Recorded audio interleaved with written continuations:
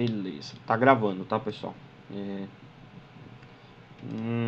Então vamos lá, deixa eu passar só para baixo aqui para pegar todo mundo. Depois no final da aula eu faço novamente para aqueles que estão chegando atrasadinhos aí, né? Eu vou pegar eles também aqui na filmagem, ok?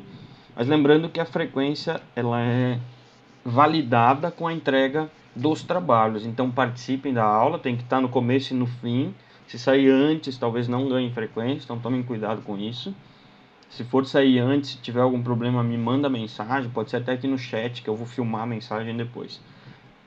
Antes de começar a aula, só para relembrar, então, nas últimas aulas, o que a gente fez? Nós estudamos, então, alguns testes estatísticos e vocês baixaram alguns dados e fizeram algumas análises. Nós realizamos o teste de correlação de Pearson, o teste T independente e o teste T pareado. Fizemos 3 testes estatísticos bem legais. Vocês usaram o Google Trends e tiveram ideias assim bem criativas. Eu gostei bastante do resultado.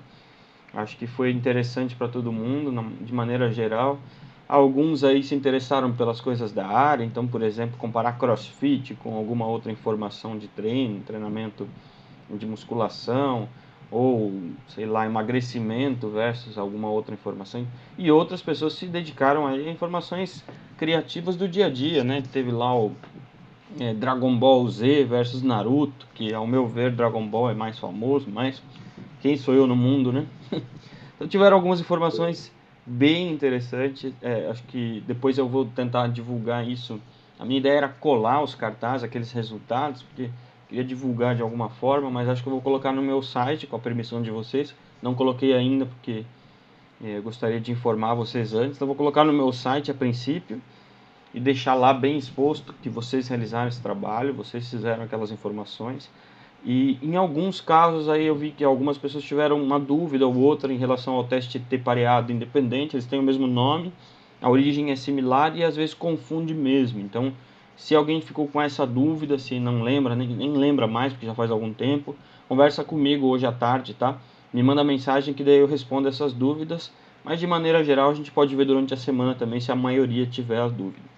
Para as aulas dessa semana nós vamos focar agora na atividade física. Então, enquanto medida, o que significa atividade física, por que a gente mensura, como que se mede a atividade física da população.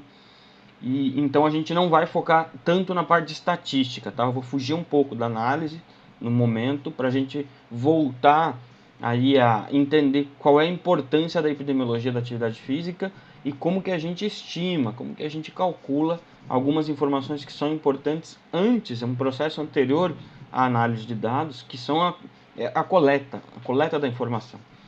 De maneira geral é importante a gente ir fazendo essa brincadeira de vai e vem, às vezes a gente roda análise, às vezes a gente coleta, às vezes a gente entende conceito. Então a aula dessa semana é focada na estrutura da atividade física e eu incluí também o comportamento sedentário. Então eu vou dar início, porque a aula de hoje então ela vai contemplar o que seria a aula de ontem e a de hoje. Então eu resumi bem o conteúdo, é uma abordagem conceitual, o que significa as informações que nós vamos ver, e depois uma parte um pouquinho mais instrumental, e lá no final eu vou passar para vocês qual é a atividade da semana. Então, vocês, ao invés de ter uma prova sexta-feira, eu vou propor um trabalho, vocês vão ter que executar uma coleta de dados, mas eu vou explicar bem isso, com 1 ou 2 sujeitos, é pequena, mas eu vou explicar bem isso lá no final da aula, tá? E durante a semana eu vou mostrar como que usa os instrumentos. Então eu vou começar a apresentação aqui para vocês visualizarem as coisas, fica melhor. Pessoal, se alguém tiver alguma dúvida, algum problema no áudio, por favor me avise, tá? E o Vinícius também, se tiver algum problema, alguma necessidade, me manda mensagem, me avisa que aí eu tento fazer algum contato específico, ok? Vamos lá. Compartilhando a tela aqui.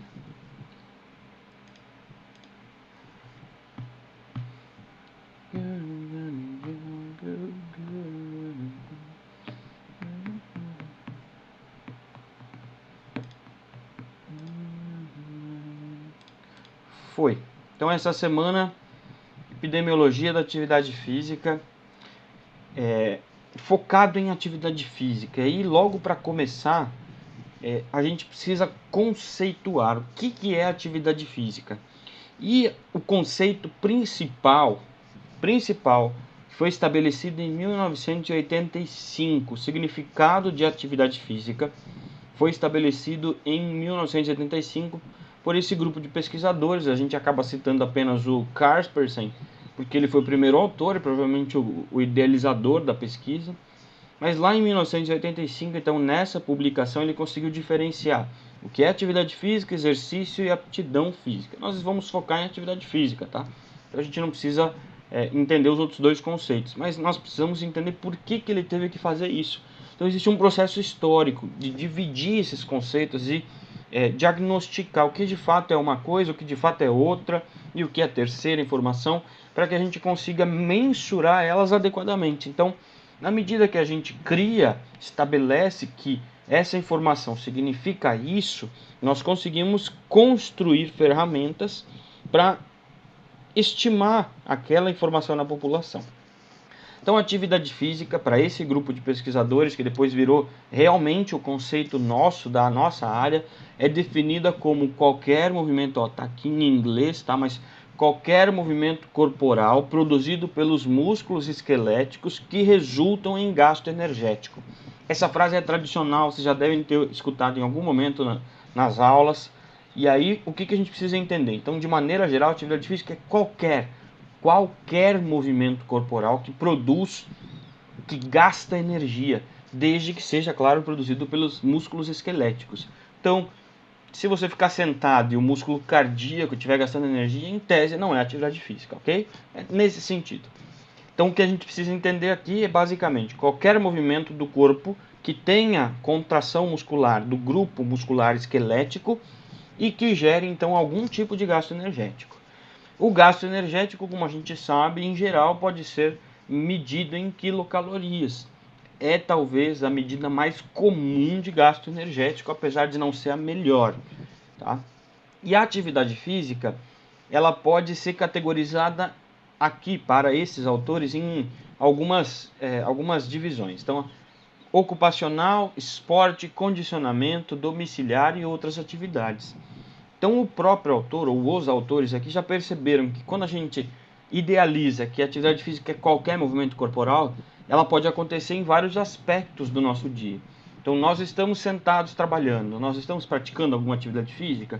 Talvez não, agora que eu estou me movimentando não, mas eu estou num domínio da atividade física que gasta pouquíssima energia. Então eu estou numa medida ocupacional, pode ser que eu levante várias vezes, ou pode ser que minha atividade ocupacional ela gere um gasto energético um pouco maior. E aí há necessidade, claro, da gente entender que existe essa diferença. Então, pode ser que a pessoa durante o ocupacional execute uma atividade, como é um gari, por exemplo, que gere esse gasto energético. Por isso que nós temos que idealizar esses domínios.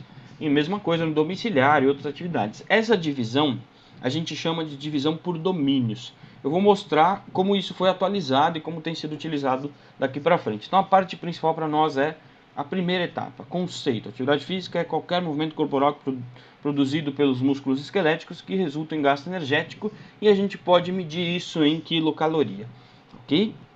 Vamos dar segmento aqui porque isso é muito importante para nós.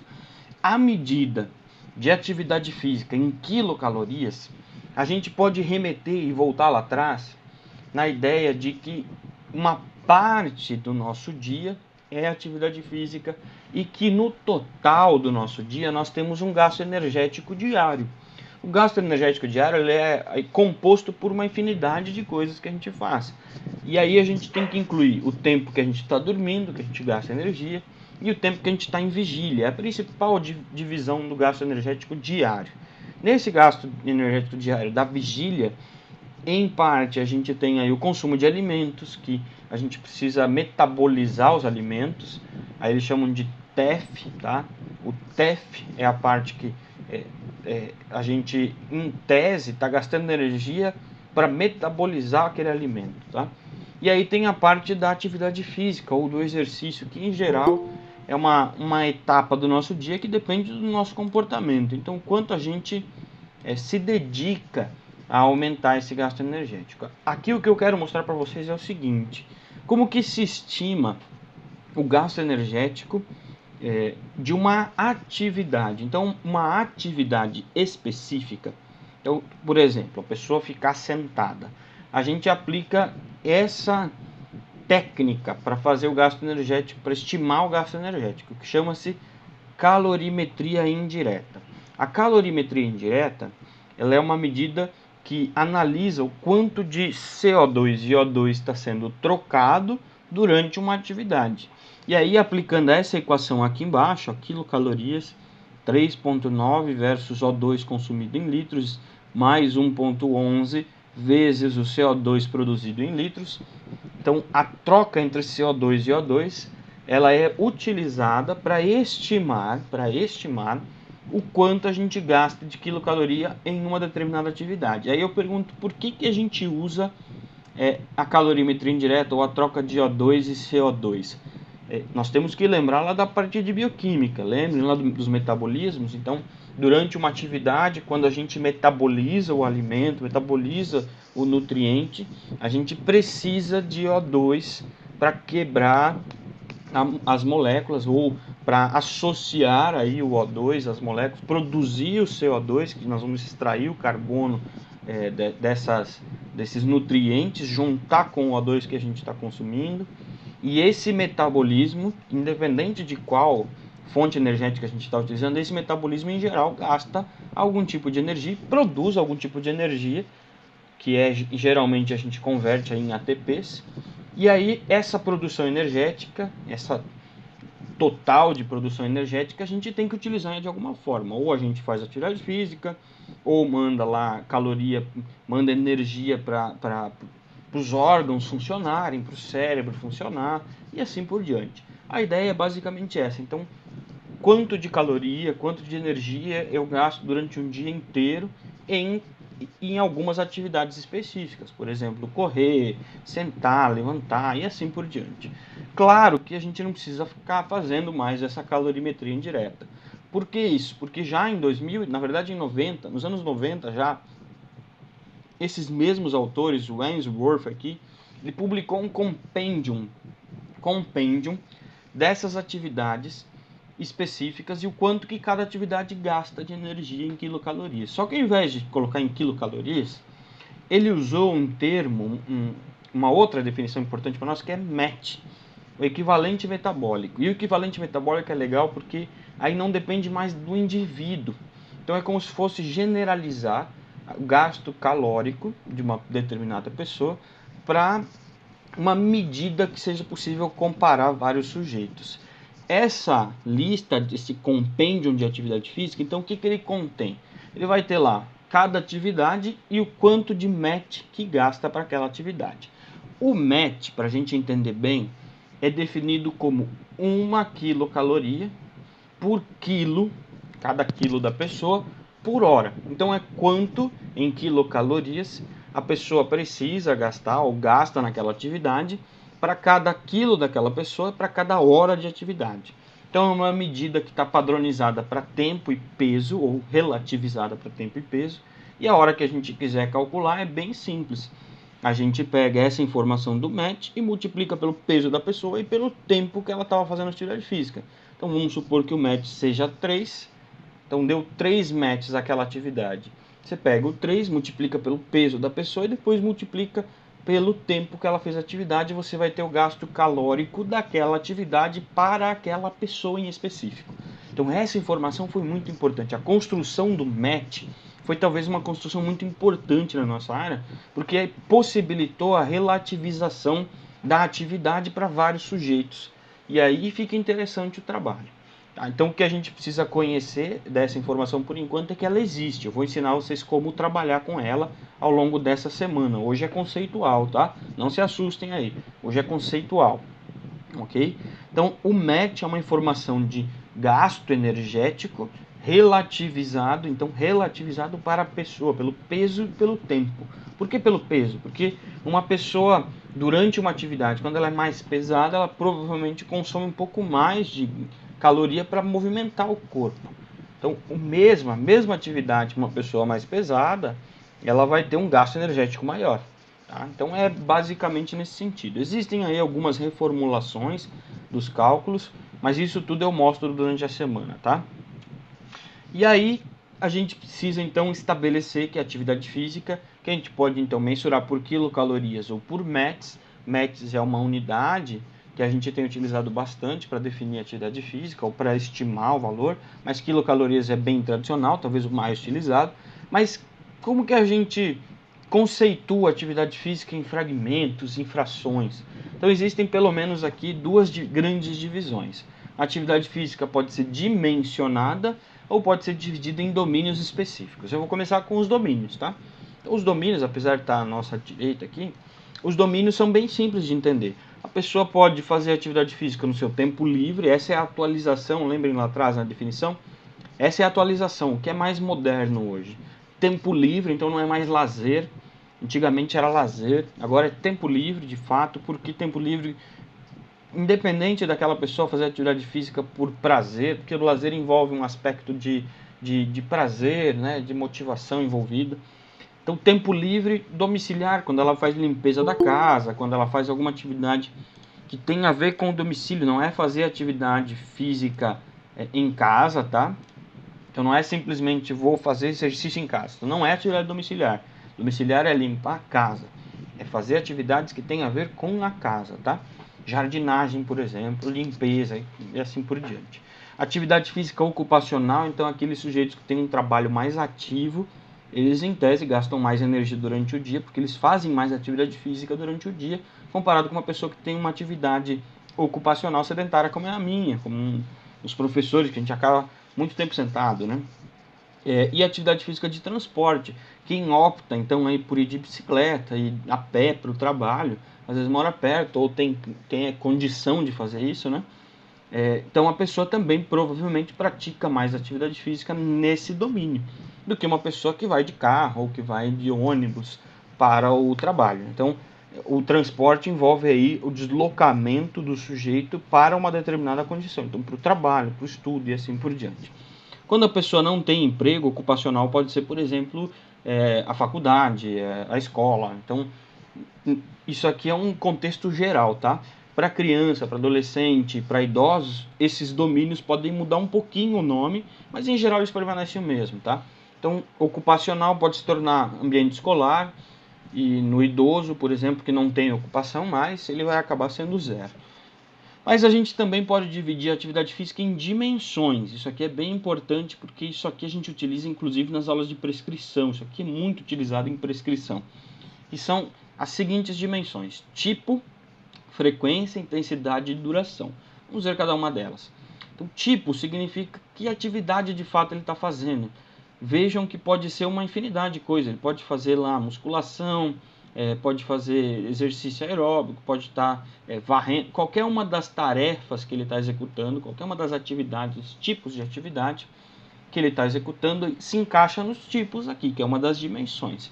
Então, os tipos aqui, eles podem acontecer em qualquer um dos domínios. Isso é interessante. Então, a gente tem as duas divisões se entrelaçando. Frequência é bem simples. Quantas vezes por semana? Vezes por semana. Então, frequência vai ser sempre vezes por semana, ok? Então, ele faz 5, 6, 10 vezes por semana. Tá aí. É o que ele tem que fazer de atividade física semanal. Isso a gente chama de frequência, dimensão frequência. Intensidade é o quanto de esforço que aquela atividade física exige. Então, a gente usa muito isso, mas muito isso, não só para atividade física, mas também aí na parte de prescrição, mas intensidade, então o quanto de esforço que aquela atividade física exige para que o sujeito execute uma determinada tarefa motor, uma determinada contração muscular. E ela pode ser dividida da seguinte forma: a principal divisão é leve, moderada e intensa, que aqui a gente chama de vigorosa, tá? Então, internacionalmente, para não ficar intensity e intense, que ficaria meio similar, eles mudaram o termo para vigoroso. Então, a intensidade é vigorosa, tá? Para não ficar intensidade intensa. Então, acostumem-se a utilizar a intensidade vigorosa, tá? E ela pode, então, ser mensurada, como a gente já comentou, em METs. Isso aqui é interessante, porque os METs, eles acabam dividindo, então, as intensidades. Veja que se a pessoa gasta uma quantidade muito alta de quilocaloria em um determinado espaço de tempo curto, significa que ela está fazendo uma intensidade muito alta de atividade. Então o METS acabou sendo um auxiliar da medida de atividade física em forma de intensidade, tá? Por fim, a última dimensão é a duração. Quanto tempo aquela pessoa se dedicou àquela atividade específica. Então, se ela ficou, por exemplo, 30 minutos fazendo exercício, ela vai mostrar pra gente que ficou meia hora fazendo atividade física para cada sessão. Então, a duração é por sessão, enquanto a frequência é sessões por semana. E a intensidade também é por sessão. Lá no fim, a gente ainda pode dividir, não é muito comum essa divisão, mas é importante eu passar para vocês, entre atividade física habitual e atividade física nos últimos 7 dias. Essa nomenclatura pode mudar, pode ser regular, por exemplo, ao invés de habitual.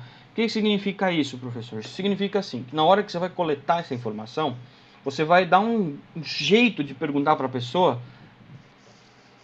como que ela realmente faz a atividade física. Será que ela faz atividade física sempre nesse formato? É habitual esse exercício ou foi exclusivo da última semana?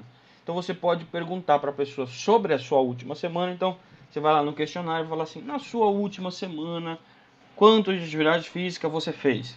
E aí a pessoa está respondendo sobre os últimos 7 dias. Mas você também pode perguntar assim: em uma semana habitual ou em uma semana regular, aquela que você sabe que é atividade regular, você pratica quantas vezes atividade física? Então são perguntas um pouco diferentes, porque o habitual ele refere-se então a um encontro, talvez aí um ano, uma dimensão mais cronológica grande, né, grandiosa e abrangente. Enquanto o último 7 dias pode ser uma atividade que foi específica daquela semana. Tá? Então existe essa diferença e é mais comum a gente utilizar a atividade física habitual, que a gente quer saber o hábito das pessoas. Quando a gente fala em comportamento sedentário, isso aqui é muito importante, quase não falamos disso nas aulas, mas a gente sempre menciona a atividade física, que é o que a pessoa faz de exercício que promove um gasto energético. Mas existe aí uma informação que hoje já é considerado um efeito independente, que chama-se comportamento sedentário. Então essa definição de comportamento sedentário é muito recente, foi dividido isso dentro dos estudos da atividade física nos últimos 20 anos, tá? Inclusive essa definição, por exemplo, de 2017, e aí eu vou mostrar para vocês alguns componentes do comportamento sedentário, assim como da atividade física, que a gente precisa mencionar. Então o primeiro termo aqui, ele se encaixa nos comportamentos sedentários, mas em geral a gente tem uma nomenclatura diferente, que seria a inatividade física. O que significa ser inativo fisicamente? É aquele sujeito que não atende às recomendações de atividade física. Eu não passei para vocês ainda isso, mas vou passar. Quais são as recomendações de atividade física da Organização Mundial da Saúde? 150 minutos de atividade física moderada e vigorosa, que a gente viu ali atrás, por semana. Simples assim, ou seja, a pessoa tem que fazer 3 a 5 vezes por semana, pelo menos meia hora. Então a definição é essa. Aí aquela pessoa que não atende isso, a gente chama ela de, classifica esse sujeito como inativo fisicamente, ok? Aí nós temos o segundo termo, o número 2, stationary behavior. O que significa isso? Comportamento estacionário não é comportamento sedentário. Significa que a pessoa está em comportamento aí que não está fazendo nenhuma atividade. Ela está encostada, está deitada, está sem, em tese, gastar energia. Por que tem essa divisão? Porque para nós o comportamento sedentário ele tem um limite de gasto energético. E essa é talvez a definição mais importante. Comportamento sedentário é qualquer comportamento caracterizado por um gasto energético menor ou igual a 1,5 METs. Vejam como é importante entender o que significa METs, ok? Porque essa definição é nova, é recente, 2017, e está dizendo que nós só podemos classificar o sujeito, ou aquela atividade do sujeito, como comportamento sedentário, se ela tiver esse equivalente metabólico. Então a gente tem que saber calcular e estimar esse valor, ok? Dentro dos comportamentos, nós ainda podemos observar, por exemplo, screen time, o tempo de tela. É o tempo que a pessoa gasta dedicado aí ao computador, à televisão, ao celular, ao somatório de tempo disso. A gente mede isso em minutos mesmo. E a gente pode também dividir isso de uma forma padrão, um aspecto geral. Então, esse comportamento sedentário padrão significa todas as atividades que ele faz durante a semana, em tempo, duração, frequência e assim por diante do comportamento sedentário. Então, você pega a semana desse sujeito, uma semana habitual, e define todas as informações, quanto tempo ele ficou, qual foi a frequência, quantas vezes na semana e assim por diante, do comportamento sedentário. Isso é muito importante também, porque o comportamento sedentário está muito associado às doenças que a gente estuda com frequência aí na educação física, que são as doenças crônicas não transmissíveis. Então, existe uma associação muito forte entre o comportamento sedentário e essas doenças. Por isso, essas classificações são importantes. Tem uma terceira, não sei se eu coloquei aqui, mas é muito importante, definição aí do tempo sedentário, que é o tempo de TV. O tempo de TV é talvez o pior tempo sedentário até o momento estudado, então é aquele que traz mais prejuízo para as pessoas. Então, se a pessoa tem um comportamento sedentário alto, em tese ela vai ter um risco maior de desenvolver doenças crônicas não transmissíveis, ok? E o tempo de TV é o pior deles, porque a pessoa geralmente associa ao consumo de snacks, ao consumo de junk food, aquela comida ruim mesmo, aquela salgadinho, bolacha, refrigerante, pizza, não sei, a gente acostuma o nosso corpo a, durante um tempo de TV, ter um consumo maior desse tipo de alimento, e isso é um prejuízo grave para a nossa saúde. De maneira interessante, nós precisamos entender por que existe então uma área inteira, educação física, epidemiologia da atividade física, uma área específica hoje, dedicada a estudar um comportamento, que é o comportamento de atividade física, que envolve fazer e não fazer exercícios de atividade física. E aí, se a gente observar, recentemente tem sido cada vez mais explorado essa informação, porque a associação entre doença, mortalidade e atividade física, comportamento sedentário, que tem sido estudada cada vez mais, tem se mostrado aí possivelmente modificável. Então, se as pessoas fizerem um pouquinho mais de atividade física, provavelmente a gente reduz a mortalidade prematura, e isso é um importante fator determinante aí da quantidade de estudos nessa área. E aí tem brasileiros envolvidos, tem 2 brasileiros envolvidos em pesquisas internacionais aí de renome. Um deles é o Pedro Halal e o outro o Rodrigo Reis, aqui do Paraná, que ele é de Curitiba, mas hoje ele mora nos Estados Unidos. E esses 2 pesquisadores lá no Lancet, eles fizeram algumas publicações bem importantes que eu vou mandar para vocês, e eles participaram dessas pesquisas. O Pedro Halal encabeçou isso, e aí depois dessas pesquisas, junto com uma pesquisadora, acho que ela é chilena, eles tiveram aí, idealizaram um negócio que chama Country Cards. Country Cards significa que todos os países, membros aí então da Organização Mundial da Saúde, eles estão sendo checados referente a algumas informações. Será que naquele país existe mais morte relacionada à inatividade física? Aí esses pesquisadores estão coletando informações sobre isso e divulgam nesses country cards. Quanto de ativos tem naquele país? Então, cada país recebe um country card. Professor, mas por que isso tudo? Porque em 2018, a Organização Mundial da Saúde publicou, acho que eu vou mostrar lá embaixo para vocês a publicação, mas publicou um guia para aumentar a atividade física populacional. É como se fosse assim, um incentivo mesmo. E aí eles querem que a gente aumente aí para 25 a 30% da população mundial que pratica atividade física. Eles querem aumentar de 5 a 10% dessa população. Então é interessante a gente mensurar primeiro, precisa ter informações sobre o quanto está hoje e como que pode ser melhorado. Então existem muitas informações aí que ficam meio específicas dentro do próprio país, que não é divulgado pela ciência ou não é divulgado de maneira adequada, e portanto a gente vê essas informações agora, e eu vou passar para vocês esses country cards para a gente ter acesso a essas informações, que são muito importantes. E aí outra parte importante da gente entender a área de atividade física como um comportamento está aqui, ó. Olha só que interessante. Eu vou associar esse slide com mais um para baixo aí para informar bem vocês.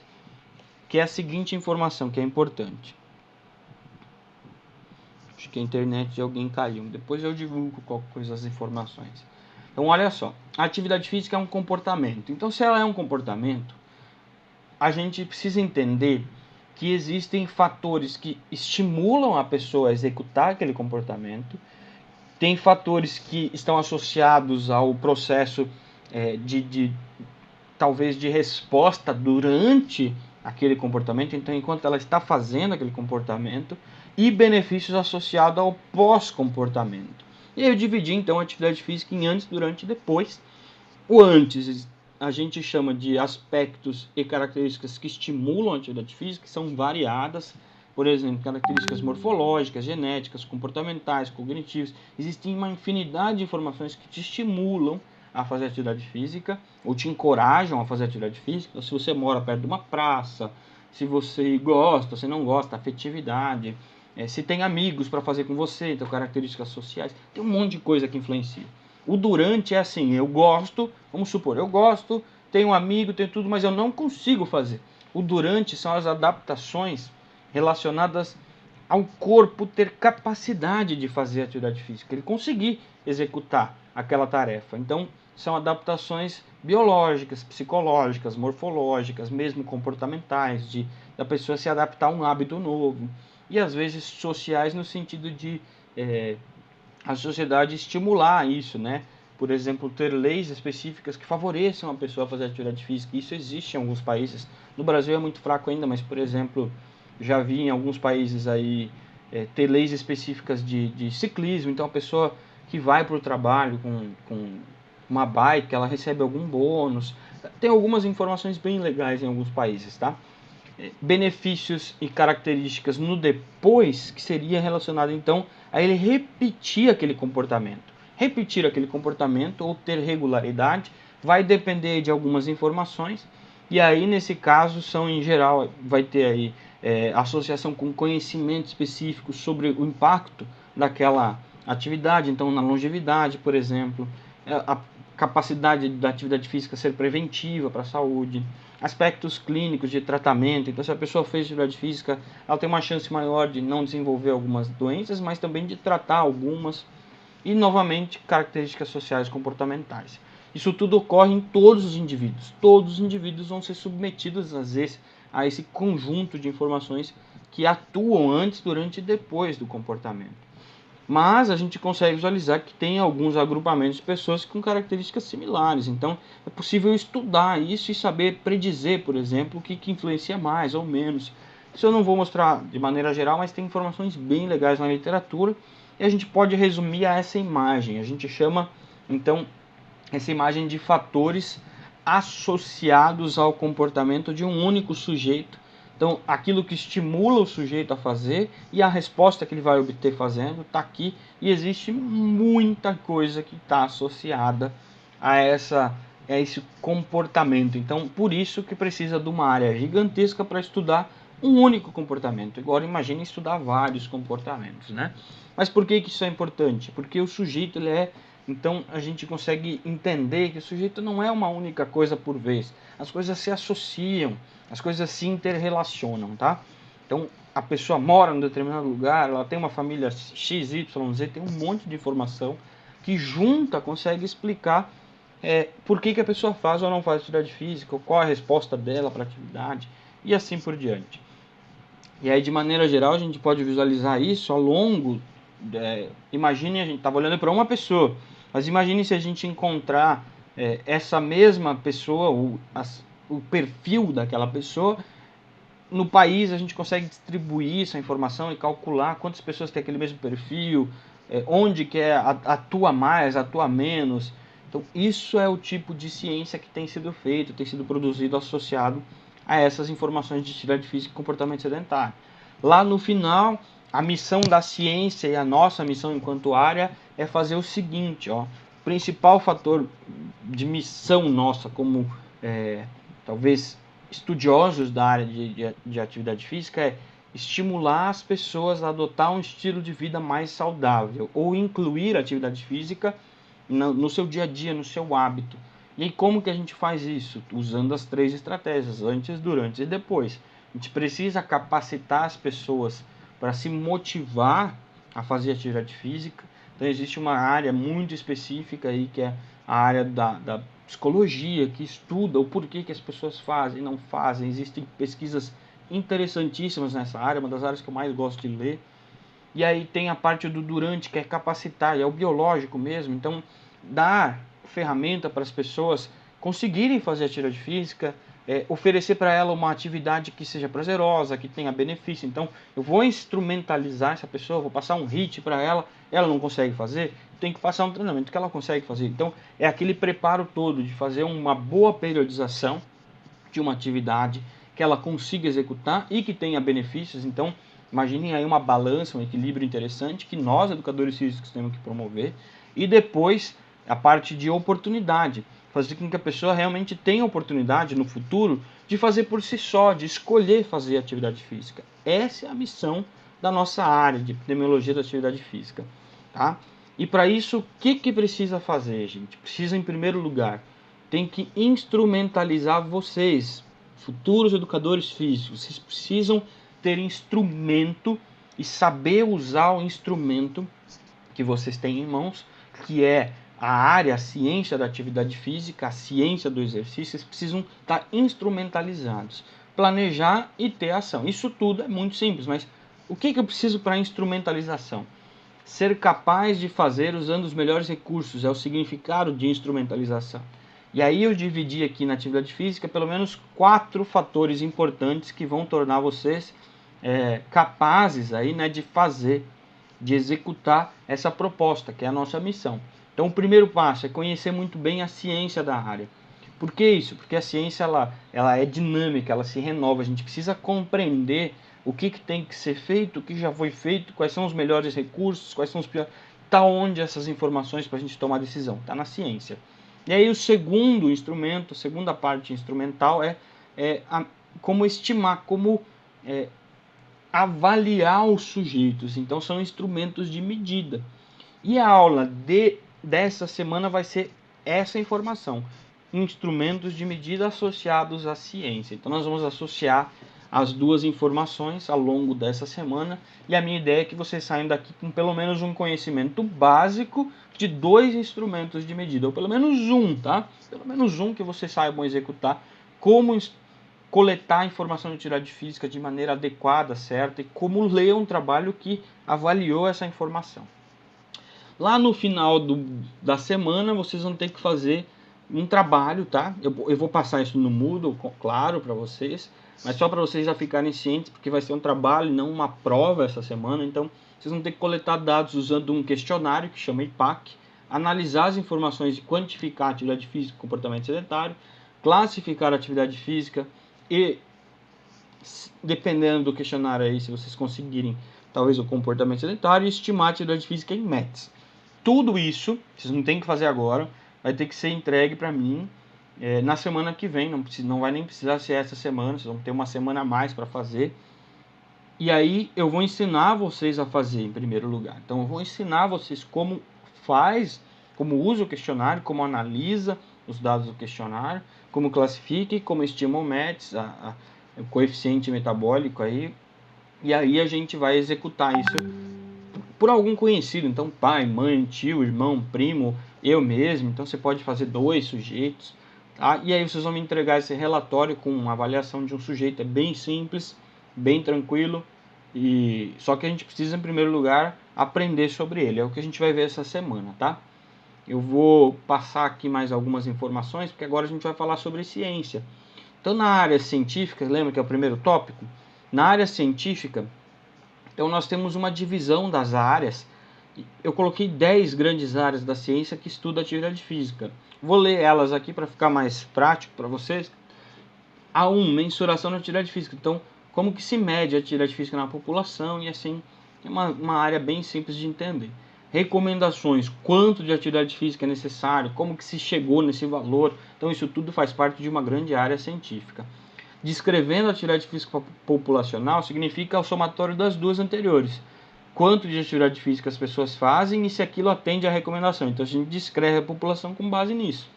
Barreiras para atividade física é aquilo que as pessoas indicam ou reportam que durante um dia ela não consegue fazer atividade física por conta daquele fator, que são as barreiras. Então, eu não tenho tempo, não tenho dinheiro para ir na academia, não consegui porque estava chovendo, tem carro, a academia é longe e assim por diante. São as barreiras para a atividade física. Determinantes e correlatos são os fatores que estão associados e que influenciam. Então, por exemplo, morar num ambiente mais adequado, na beira da praia. Então, podem ser determinantes. Mas também pode ser aí social, emocional, cognitivo e político. Tem vários. Ambiente e atividade física. Então, é realmente, se naquele local o ambiente é adequado, aquilo estimula, não estimula, a prática é melhor ali. Então, o clima, tem um monte de informação ambiental também importante. Tracking ao longo da vida se a pessoa está na adolescência, ela passa para a fase adulta, quanto que muda a atividade física dela, passa da vida adulta para a idosa, quanto que muda a atividade física. Então, tracking é quando ela está mudando a estrutura, né, de atividade de vida, né, quanto tempo ela está lá, tem tantos anos, passou para uma outra categoria, digamos assim, de idade. E aí, quanto isso impacta na nossa qualidade de exercício. Atividade física e doenças crônicas, bem comum, a gente estuda bastante isso. Intervenções, política e atividade física. Intervenções é aplicar a atividade física e ver o resultado daquilo na saúde da pessoa, ou em alguma informação que você tenha interesse. Política e atividade física são as leis aplicadas, o investimento no município. Por exemplo, Guarapuava teve um investimento alto aí recentemente em atividade física. Eles construíram aquelas quadras, né, que tem o gramado sintético. Tem várias informações interessantes aí que foram, talvez aí que a política influenciou um aumento da atividade física populacional na cidade de Guarapuava. Então a ciência vai lá e estuda se teve ou não teve impacto, por exemplo. E aí, a longo prazo, cara, se a gente observar, nem sempre essa divisão aconteceu dessa forma. Existe uma informação interessante, esse artigo aqui é bem legal, porque a ciência da atividade física tem um processo histórico por trás dela. Ela não foi sempre igual, ela foi evoluindo ao longo do tempo. E esse artigo, talvez ele consiga resumir os principais trabalhos que foram publicados sobre atividade física e saúde. E aí tem muita informação legal aqui. Esse quadro está dizendo assim quem citou quem, por isso que tem esses bolinhos e tracinhos e umas setas, né?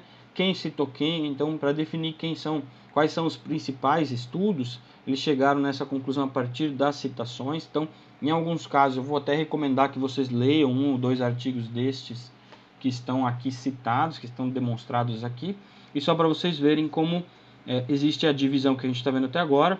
A atividade física, que o tipo de estudo na atividade física pode ser dividido, então, azulzinho em tendência, nível e medida, o amarelinho seria os determinantes, as consequências para a saúde, então seria o verdinho, intervenções o amarelinho, o laranja, e política e prática em vermelho, ou seja, tem uma infinidade de áreas diferentes aqui e estudos diferentes que foram categorizados então nesses tipos de estudos sobre atividade física, e os principais pesquisadores da área estão aqui. Por exemplo, o Seles, que é muito famoso, a Aimin Lee, que tem publicações bem legais, o Ulf Eklund também tem publicações bem legais, tem o brasileiro Pedro Halal, que entrou recentemente na lista aí de pesquisadores renomados na área.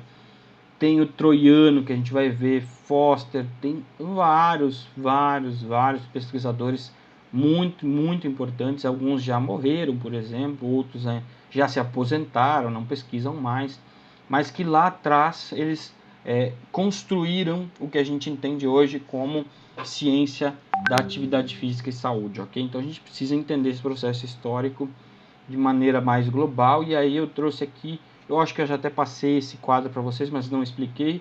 Vou tentar explicar brevemente quais são as principais. Imaginem a gente pegar esses artigos que estão aqui em uma rede toda entrelaçada agora e botar em um contexto linear e falar assim, opa, qual foi o primeiro estudo que realmente foi importante? Está aqui o primeiro estudo realmente importante, o de Morris, em 1953.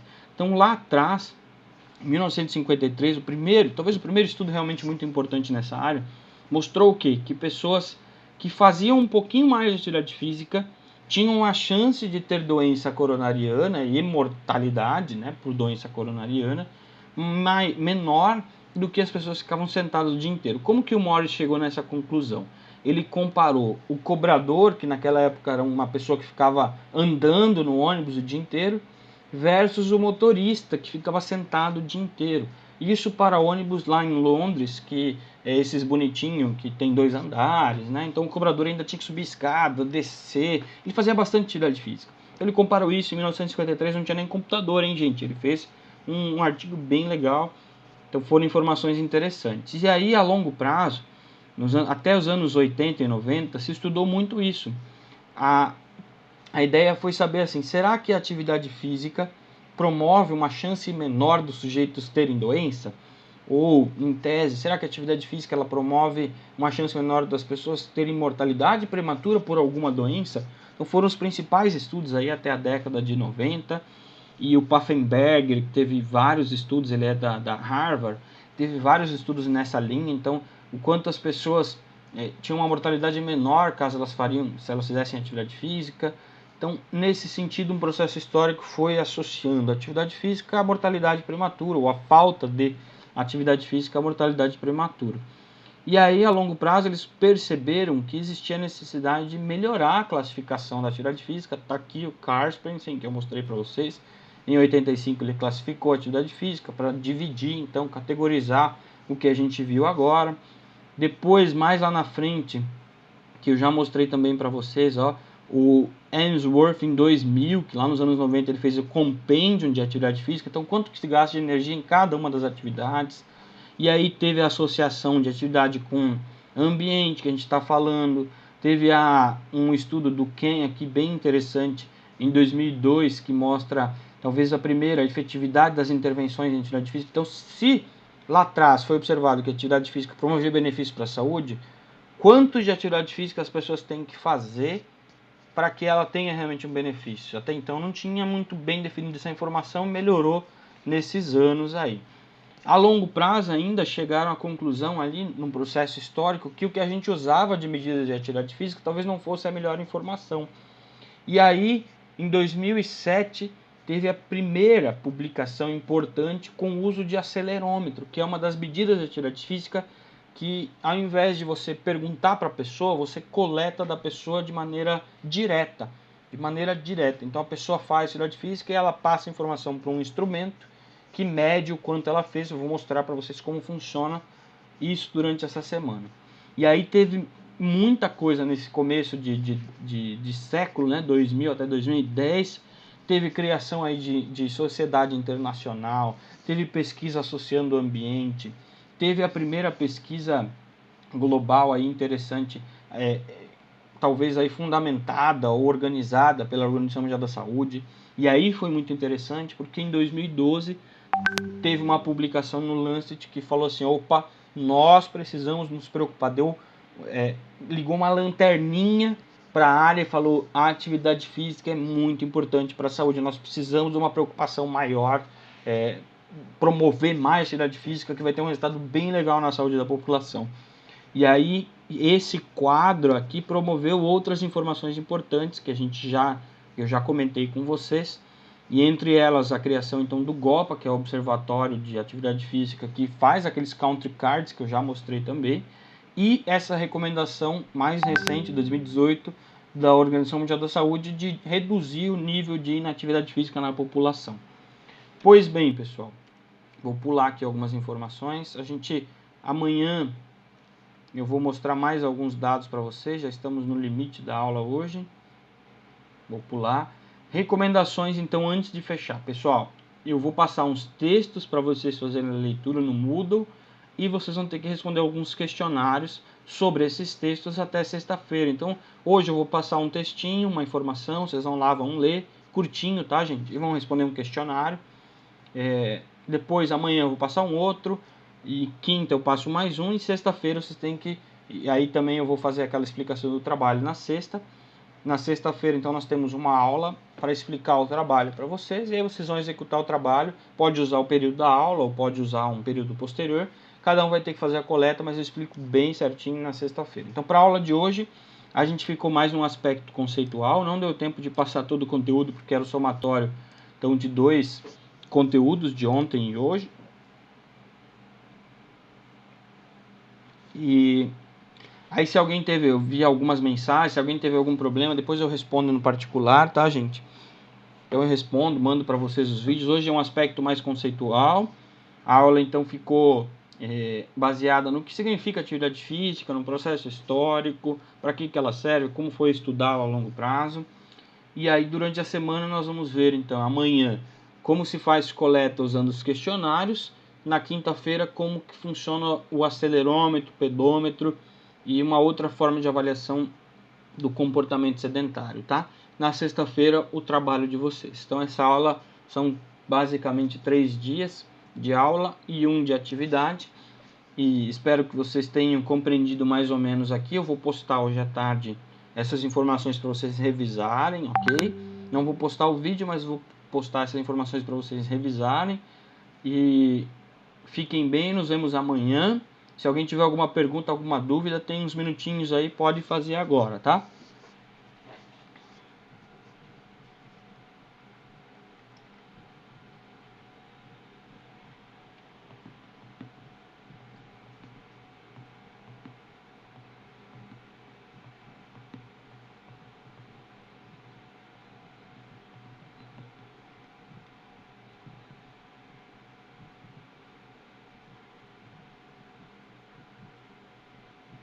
Todo mundo vivo aí, gente?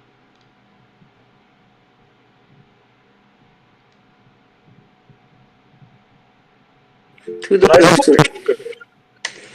Pode falar, hein? Ó, estão perguntando se vai ter chamada. Pessoal, a chamada eu faço pela gravação do vídeo, tá?